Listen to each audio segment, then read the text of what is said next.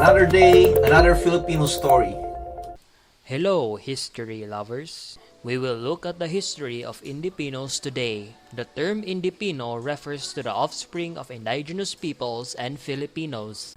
The history of Filipinos married to Native Americans in Bainbridge Island, Washington is a fascinating and little-known aspect of the multicultural heritage of this island community located in the Puget Sound region of Washington state.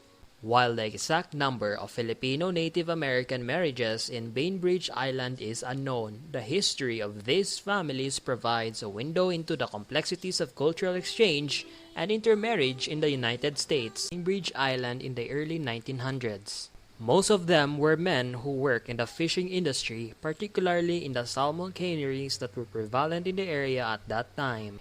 Native Americans, particularly those belonging to the Suquamish and Port Gamble's Clam tribes, had been living on the island for thousands of years before the arrival of Europeans and Filipinos. There were hardly any women among the early Filipinos. They predominantly consisted of men. These early Filipino settlers faced discrimination and racism from white population, particularly during times of economic hardship. Despite this, they formed tight-knit communities and established their own cultural institutions. While there is little documented interaction between the early Filipino immigrants and Native Americans in Bainbridge Island, it is known that the two communities lived in close proximity to each other. Many of the Filipinos who had been working for the Japanese American farmers for almost a decade had saved enough money to buy their own farms, either individually or collectively. Furthermore, at the start of World War II, the Japanese farmers were put in concentration camps. The majority of Filipinos worked as farm laborers for the Japanese. The Japanese farmers decide to sell their land to their Filipino workers or have the workers manage their land for them. Over the years, Filipinos and their wives owned over 40 farms, some of which were larger than 20 acres. A few Filipino men received land as gifts from Japanese American farmers in exchange for looking after their farms while they were interned. Filipino farmers on Bainbridge Island established the Filipino Growers Association in 1935 and acquired the former Island Fair Community Hall on with 10 acres of land. Farmers brought their strawberries and raspberries to a packing shed behind the hall to be picked up by trucks and taken to canneries. The community hall was later listed on the National Register of Historic Places in 1995 after it was determined that it should be preserved. It was constructed from wood that was processed at the Port Blakely Mill in the 1870s. Incorporated as the Filipino-American Community of BI and vicinity after the war, the Filipino Growers Association used the hall for both social gatherings and agricultural activities. Ilocano was spoken at social gatherings at the hall. Preserving the dialect and Filipino food and traditional folk dances were presented by Indipino kids. Native mothers, on the other hand, did not engage in their cultural practices of dancing and drumming or speak in their native Coast Salish language. As a result, indigenous languages were lost and were not passed on to their Indipino offspring. Most Indipino children were brought up with a Filipino or Asian cultural orientation, and their parents occasionally encouraged them to not identify as Indian or indigenous. Berry farming as a livelihood vanished with the Indipino generation because many of them sought employment at a nearby Bremerton naval shipyard because they didn't want to bring up their children in poverty like they did. Numerous Indipino homes lacked indoor plumbing, heating, electricity, or running water, which embarrassed their Indipino children who went to school with mainly upper-class white kids. Early in the 1960s, the U.S. government asked the Filipino community to sell them 8.1 acres of land to be used as an army site. The land was later sold to Bainbridge Island Park and Recreation District, which renamed it Strawberry Hill Park after the government declared it surplus. The Indipino community of Bainbridge Island began when 36 indigenous women from different tribes in Canada, Washington state, and Alaska migrated to Bainbridge Island, Washington in the late 1930s and early 1940s to pick berries for Japanese American farmers. The Bainbridge Island, the first marriage between a Filipino man and a Native American woman, is known to have taken place in the 1940s.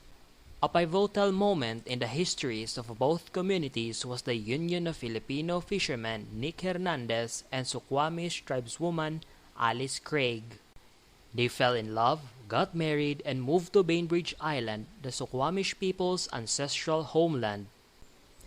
Even though they experienced prejudice on both sides, the couple's marriage survived, and they went on to have a large family. It was the start of a community where all the fathers were Filipino and all the mothers were Native American. It's a community that got its start one summer when Filipino farm workers and Native American berry pickers fell in love after meeting in the strawberry fields of Bainbridge Island. 13 marriages took place that first summer. In the decades that followed, several marriages between Filipinos and Native Americans took place in Bainbridge Island. These interfaith unions were not without difficulties, especially in the context of a society that still harbored strong prejudices and biases against both communities. In spite of this, many of these families were able to forge lasting bonds and forge a distinctive cultural fusion that reflected their varied origins. In Bainbridge, during the 1940s and 1950s, over 65 male Filipino immigrants worked in agriculture. Out of those 65 men, 36 married Native women and fathered over 150 Native children. Several of them wed Mexican or Caucasian women, while others returned from the Philippines with wives who were Filipino. When their indigenous mothers left or divorced their Filipino husbands, some Filipinas became second wives.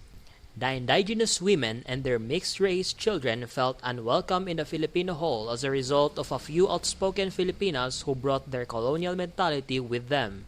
They were called Indians or half-breeds by these women, who made them feel unwelcome. In addition, hate groups on Bainbridge Island bullied and used racial slurs against Indipino children. On New Brooklyn Road, which was home to many Indipino farms during the Vietnam War, the phrase "Gook stink" was spray-painted. Due to their mixed heritage, these families have encountered particular difficulties, but they have also managed to create a unique cultural fusion that reflects the best of both communities.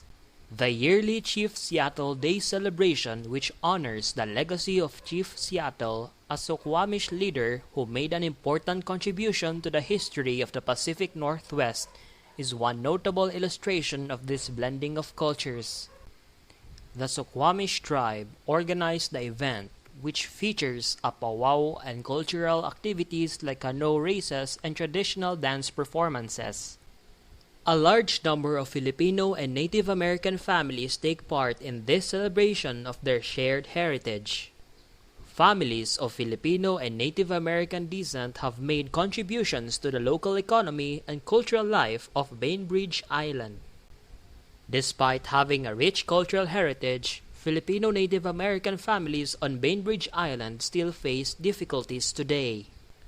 These difficulties include social and economic barriers to success, as well as prejudice and discrimination from both Native American and Filipino communities.